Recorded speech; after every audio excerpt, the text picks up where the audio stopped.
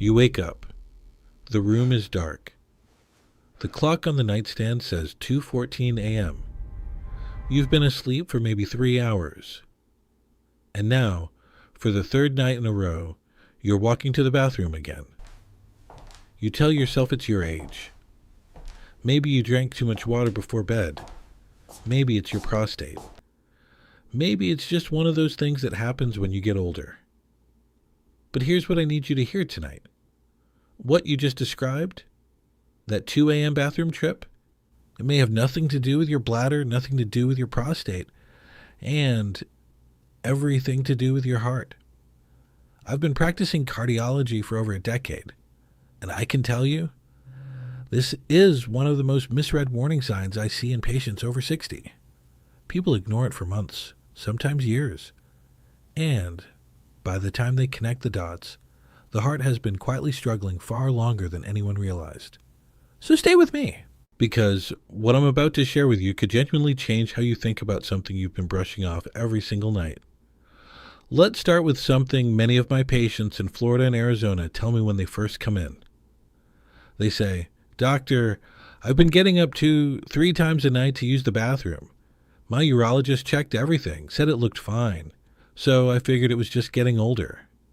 And I always ask them the same question. Does the swelling in your ankles go down by morning? And they look at me a little surprised. Because yes, it does. And they never thought to connect those two things. Here's why that matters. Write this down. During the day when you're sitting or standing, gravity pulls fluid down into your legs and ankles. If your heart isn't pumping with full strength, that fluid builds up. You might notice your socks leaving marks, your shoes feeling tighter in the afternoon, your ankles looking a little puffy by evening. Now, when you lie flat at night, that fluid doesn't just disappear, it redistributes. It moves from your legs back into your bloodstream and your heart, already working harder than it should, suddenly has more fluid to deal with. Your kidneys respond. They start filtering that extra fluid out, and they do it fast. So what happens? You wake up, you need to urinate at 2 a.m., at 4 a.m., sometimes 5. This isn't your bladder sending you a message. This is your heart. Now I want to explain something that most people have never heard of. And once you understand it, everything clicks. Inside your heart, specifically in the upper chambers called the atria, there are specialized cells. When those chambers sense too much pressure, too much stretch, too much fluid coming in, they release a hormone. It's called atrial natriuretic peptide, ANP. Think of it as your heart's emergency pressure valve. When the heart is under strain, it releases ANP as a distress signal. ANP tells your kidneys, dump the fluid. Now, make urine. Reduce the pressure on me. And that's exactly what your kidneys do. So those nighttime bathroom trips? That could be ANP doing its job. That could be your heart saying, "I'm overloaded. Help me." This is more common than people think. And it's being missed in living rooms all across this country right now. Here's what I want you to do. I want you to think about the last 2 weeks. How many nights did you wake up more than once to use the bathroom?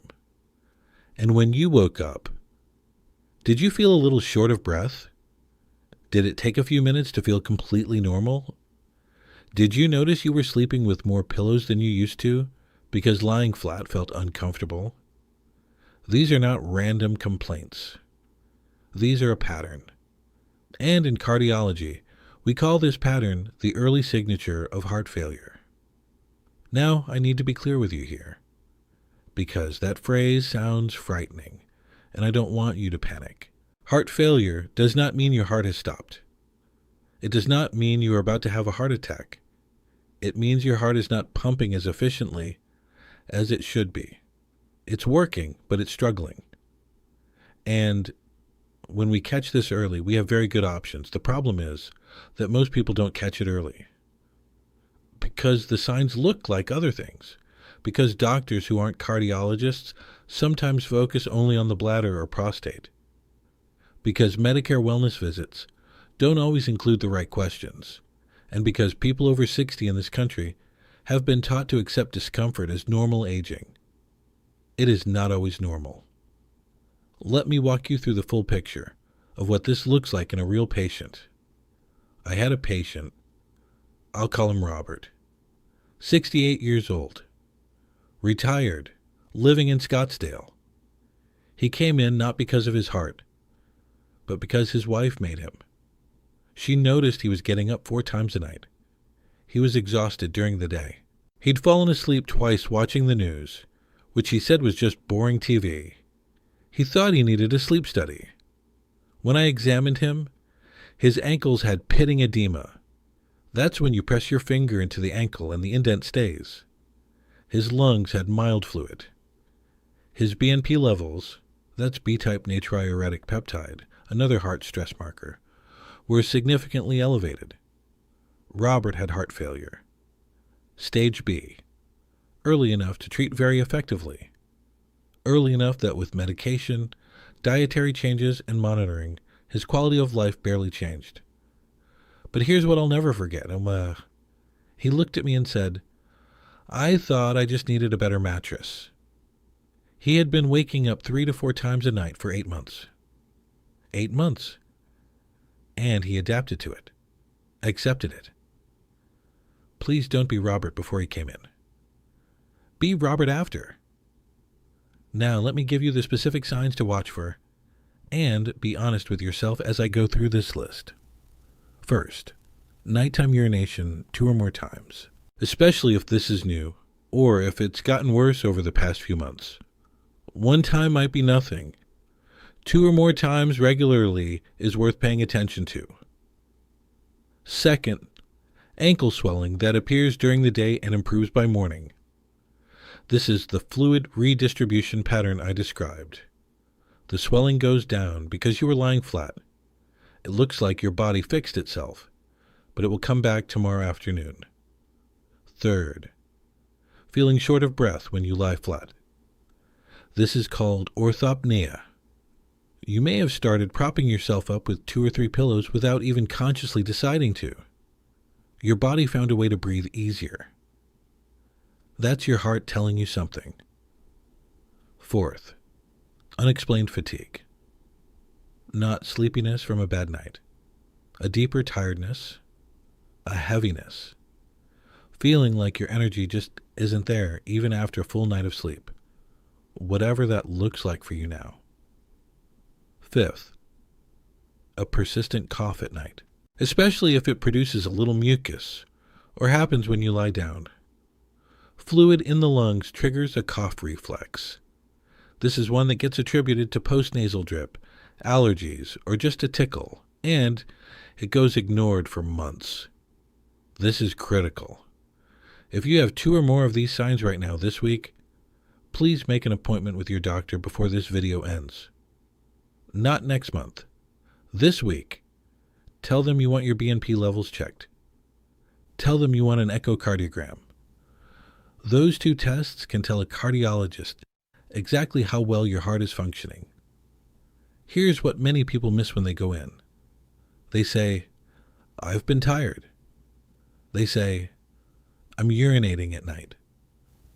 And the doctor, without more context, might check the thyroid, might refer to urology, might say, "You're 68, this happens, you need to be specific." You need to say, "I have been waking up multiple times per night to urinate. I have ankle swelling that improves in the morning, and I want my heart checked." Be your own advocate. Bring a written list. Bring someone with you if you can. This is where I wanted to talk about what happens when this goes unaddressed, because I want you to understand why this matters so much. When heart failure is in its early stages, the body compensates. Your heart works harder to make up for reduced efficiency. Your kidneys retain more fluid to maintain blood pressure. ANP gets released in waves. You wake up at night. You feel the swelling. You feel the fatigue. Over time, if nothing changes, The compensation breaks down. The fluid builds higher, into the lungs. Breathing becomes more difficult. Not just at night, during the day too. Climbing one flight of stairs becomes hard. Walking to the car in a Costco parking lot leaves you winded. Things you used to do without thinking. The heart muscle, under chronic strain, begins to remodel, to change shape, to become less efficient. And at that point, the treatments are more complex, more aggressive, and the outcomes are harder to predict. But here's what I need you to hold on to. Sid, we catch this early, and we have excellent tools. Beta blockers, ACE inhibitors, diuretics, newer medications in a class called SGLT2 inhibitors, which originally came from diabetes treatment and are now FDA approved specifically for heart failure. These have genuinely changed outcomes for people in your age group. These aren't experimental. They are standard of care, and they work. Many of my patients who come in with early heart failure symptoms, who get diagnosed, who get on the right medications, who make the right adjustments, go on to live full, active, comfortable lives. They travel. They golf. They see their grandchildren graduate. The diagnosis is not a death sentence. It is a turning point. The question is, which direction do you turn? Now let me talk about what you can do at home right now, before any appointment. Start tracking your nighttime bathroom trips. Simple. Keep a small notebook by your bed. Write down how many times you got up. Write down how you felt when you woke up. Were you short of breath? Was there a cough? Did it take a while to feel settled? 3 days of notes gives your doctor more useful information than a 10-minute appointment. Check your ankles every evening. Look at them. Both sides. Press gently with one finger for 5 seconds and release. If an indent remains, that is pitting edema. Photograph it if you can. Show your doctor. Weigh yourself every morning. Same time. Same scale. Same amount of clothing. After using the bathroom, before eating. A gain of 2 or more pounds in a single day or 5 pounds in a week is a red flag for fluid retention. This is a monitoring technique cardiologists give to heart failure patients, but it's useful for anyone watching for fluid changes. Reduce evening sodium. This one is real and it matters. When you eat a high sodium meal in the evening, a restaurant dinner, processed foods, canned soups, your body retains more fluid overnight. That fluid has to go somewhere. For a heart that's already working hard, it makes the nighttime redistribution worse. Cutting sodium after 6 p.m. is one of the simplest things you can do to reduce nighttime fluid shifts.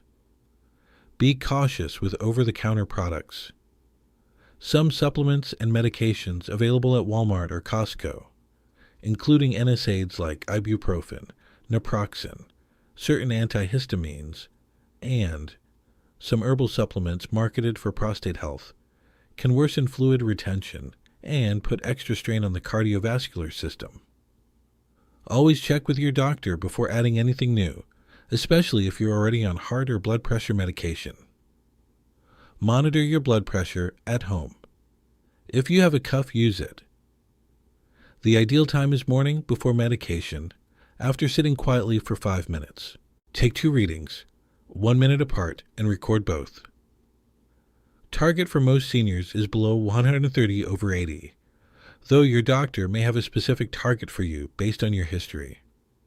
Here's something I want to address directly because I hear it from patients often. Doctor, I don't want to bother anyone. I don't want to make a big deal of nothing. I'll wait and see if it gets better. I understand that instinct. I really do. But your heart doesn't wait. And the earlier we intervene, the better every outcome is. You are not bothering anyone.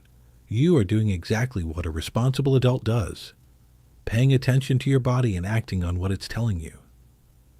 You have spent your whole life taking care of other people, your children, your family, your work, your community. It's not selfish to spend one phone call and one doctor's appointment taking care of yourself. Write this down. Waking up more than twice a night to urinate is not automatically normal after 60. It can be a sign that your heart is working too hard. Combined with ankle swelling, nighttime breathlessness, or unexplained fatigue, it deserves a real cardiac evaluation. The test is simple, the information is powerful, and the window to act well is open right now. Your body has been sending you signals. That 2 a.m. wake-up call? Maybe it's not what you thought it was.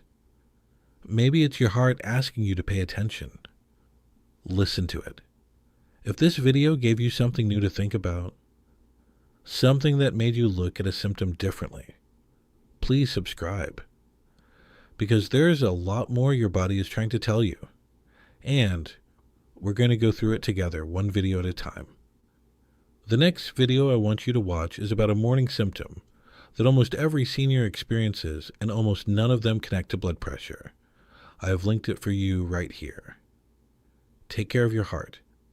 It's been taking care of you your whole life.